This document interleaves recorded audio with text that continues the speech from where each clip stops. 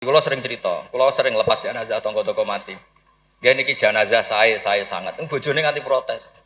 Apik apa lek Gus bojoku suwengi-suwengi ku ndelok TV. Suwengi-suwengi bar ndelok TV ya turu ngorok.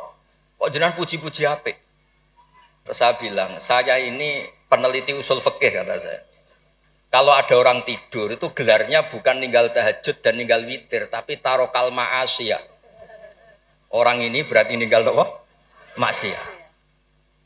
Susah ya apa sih husnudzon?